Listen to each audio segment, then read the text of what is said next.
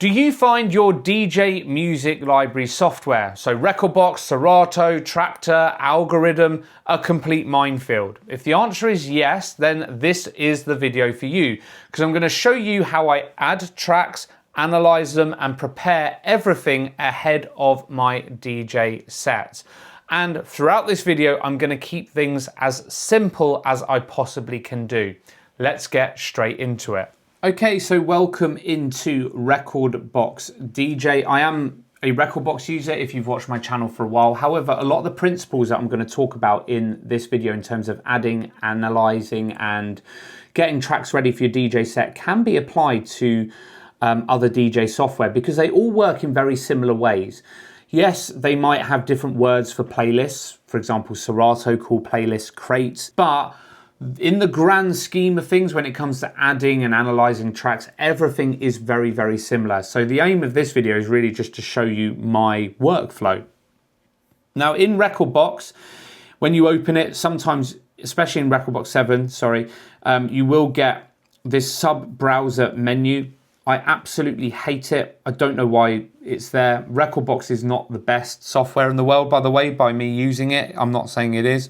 If you do find yourself with the second playlist there and you don't want it, then you can just get rid of it by clicking on here. It just says display sub-browser window, horizontal sub-browser window. So just click it off. I just find it's too much information to work with.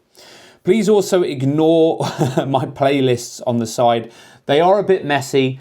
They do work for me. There is method to my madness. And the aim of this video is not to really show you how to optimize playlists or give you an in-depth tutorial on like library management or anything like that. In fact, there is a YouTuber out there called Chris M. I'll leave a link to his channel down in the description down below. He has got a fantastic channel on optimizing Rekordbox playlists and goes through things in a really simple way so you can understand it. So have a look at some of his videos. A few things then. With most music software, it works on a drag and drop import kind of methodology. So basically when you have your tracks, they'll be downloaded into a folder. For me, I keep it simple. It's just in my downloads folder on my Mac. I'll click on that downloads folder and then drag and drop those tracks into the playlist, as you can see there. That is starting the analysis process there. While that's doing the analysis, just to let you know, my tracks all come from Heavy Hits that I am showing you today. Heavy Hits is my record pool of choice for 2025. I think they are a brilliant record pool. They cover all genres of music, and if you want to try them out for yourself, there is a link down in the description down below. And you can try your first month using my code KARLTHOMAS at checkout for just $5. That is literally the price of a cup of coffee. And yeah, I think it's insane value for money. I don't know any other record pool that's offering a first month trial for $5. In terms of analysis settings, just very quickly, if you come to analysis on Rekordbox here on the analysis menu, I do have the high precision beat grid analysis switched on. It is a bit slower, but I do find it to be more accurate. It won't get it right every single time, but it is quite good. So I do have that switched on. Analysis mode is always set to normal, never dynamic, never auto. Normal just means that you won't get any weird fluctuations in tempo when you are playing out. I used to have this set to dynamic and I would be playing house music, which is a constant BPM.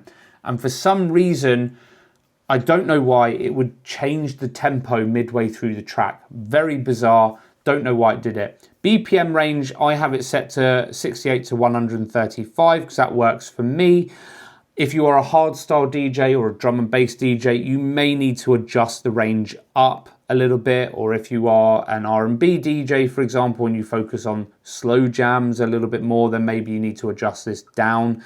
But just set that to a range that suits your DJ style. Track analysis setting, I have all of these switched on. So BPM and grid, key and phrase. I don't have access to the vocal detection because I don't pay for Rekordbox. And then I also have auto analysis enabled. This just means that when I drag and drop the tracks, as you have seen, they auto analyze. So that is all of my settings there. It works for me, as I said. Also as well, when it says to concurrent process mode, the analysis process, I just have it on performance mode, definitely not power saving. I basically try and optimize it to be as accurate as possible, but it won't get everything right 100% of the time. Now what I will do is, we've got those tracks analyzed, so it's done its initial analysis, but what I will now do is drag and drop that into the player mode, because now I want to just double check everything to make sure everything is correct. But also, in terms of getting this ready to DJ with, this file needs a few memory cues or a few hot cues added to it, because I like to have everything available at my fingertips. I don't want to be scrubbing through tracks when I'm actually DJing, and so spending a little bit of time just getting this set up right ahead of playing out is going to save you a lot of headaches in the long run. So first and foremost, let's make sure that the beat grid is correct. And apologies, the sound quality may not be amazing because I'm just using my laptop microphone.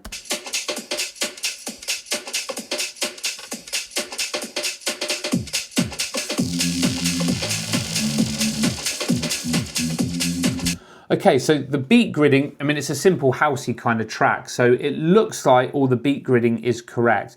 If you find that Rekordbox or your software of choice has not analyzed the beat grid correctly, then what you can do, there'll be a setting in here somewhere where you can change the beat grid. So here in Rekordbox, for example, where it says cue loop and grid, if you come to the grid setting, you can move the beat grid, you see here, either left or right, which is good. Obviously, I don't need to do it for this track because it's analyzed everything correctly, but that's how you would just change things if things are incorrect. So you can do everything manually there. Let's just make sure we get that back to normal. The other thing as well is if it has detected the bars wrong, so say for example, it's put this as the first beat, you can change that by using this setting here. So look, set the first beat of a bar to the current position. That will just help with the phrasing. So you can see there that red marker has now jumped across. Obviously it set everything right in the first place, so I'm just going to move that back, but that's just there in case you are interested. And also, if you are DJing with harder styles of music like drum and bass, it might sometimes halve or double the BPM value depending on what genre.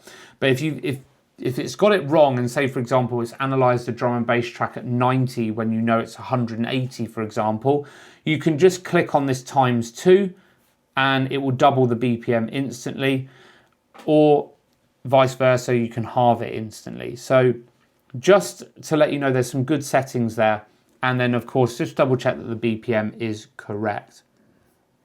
If you want to lock those settings, you can click the little padlock there. And also as well, if you need to adjust the BPM and you want to tap along with it, there's a little metronome tool there. So lots of tools there at your disposal. But for most house music, it gets everything correct. And I always have quantize on for this as well. Now, when it comes to setting up my cue points, I'm a memory cue guy, not a hot cue guy. So when it comes to DJing, lots of DJs use hot cues, which are fine. I personally prefer using memory cues because I was using CDJs when there were only 3 hot cues available. And so I just defaulted to memory cues. I just haven't moved away from them. If you were to use hot cues, you set them in exactly the same way. But in terms of my approach, getting this ready, I'll always have a memory cue on the very first beat of the very first bar. So you can see there, I've just tapped memory there, and that's added that little red marker. So exactly the same applies if I wanted to add it as a hot cue. You just tap the A or whatever hot cue you want. This has got quite a long intro. I think it's like a 24 bar intro before we really get into things. Let's just have a quick look. Yeah, 24 bars before it really gets into things. So it's quite a long intro, and if I am DJing to a crowd that haven't got a good attention span, I'll potentially want to make this a bit quicker to mix. So I will probably also add a memory cue in after 8 bars to reduce that mix point there. There we go. So that will mix nicely to a track that's got a 16 bar instrumental or a 16 bar outro. Then let's have a quick look at the breakdown here. You can't stop the unstoppable, the undroppable. When I'm coming through. Oh, I do quite like that kind of a cappella breakdown. So I'll probably put a memory cue in here. Let's put the cue point there. That's my third memory cue. You can't stop the unstoppable. You can't stop the unstoppable. You can't stop the unstoppable. Yeah, I really like that, because then what I could do is, if I've got a track that matches in key, I could use this vocal and layer it over another track that has a bit of a kind of a breakdown. So that's quite cool. And then I will always generally put a marker or a memory cue on that first drop as well, because sometimes I like to drop swap. So let's just do that. Peeking. There we go, right there. Peeking. Because I have quantize on, everything snaps to the beat grid. So let's put a memory cue there. That is pretty much my approach. So that track for me is now ready to be played. I've put all my memory cues in that I'm happy with, and I will now add that to a playlist. Please ignore my playlist, by the way. There is method to my madness, but basically, long story short, I used to do everything by genre, and then I realized I was having massive playlists. So what I then did is move to more of a gig-focused playlist. So my Friday night is in a room called The Vault. So I then have a Vault playlist for my Friday night, and my Saturday night is in a place called The Long Bar. So then I have a Saturday night playlist, and that's how I keep things as simple as possible. As I say, check out Chris M's channel on YouTube if you want some good ideas on how to organize playlists, because my thing works for me, but I realize it's probably quite a unique approach. So I'm just going to add that into my main set house, because it's quite high energy. It could probably go in the high energy set as well. So I'll add that to there.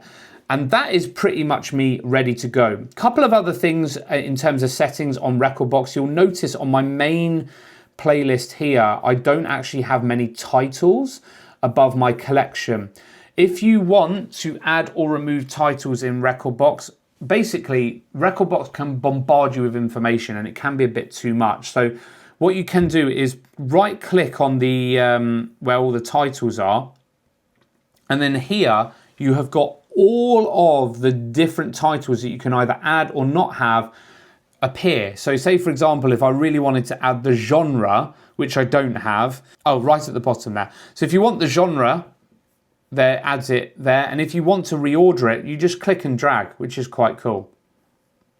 But I just have, for me, the information that I think is absolutely key for me. So I've removed a load of information that I just don't want. I literally just want to focus on the track name, the title, the artist, the BPM and the key, and when I added the track as well. So there you have an insight into how I add, analyze, and prepare all of my music inside of Rekordbox ahead of my DJ sets. Now, as you can see there, am I utilizing all of Rekordbox's features when it comes to library management? Absolutely not. However, my system allows me to keep things nice and simple, nice and quick and effective for me. But could I be using this in different ways? Of course I can. The ultimate thing when it comes to library management on your DJ software is to find a system that works for you. Let me know your comments down below in terms of how you're using your library management software to get the most out of your DJ sets. I'm always interested to read, and I'll reply wherever I can. Hope that you have found this video useful. Please do give me a thumbs up if you have done so.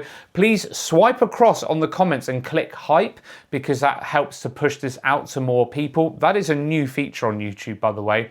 Massive shout out to all of my subscribed members. You are mentioned on screen now, and I will catch you in the next video.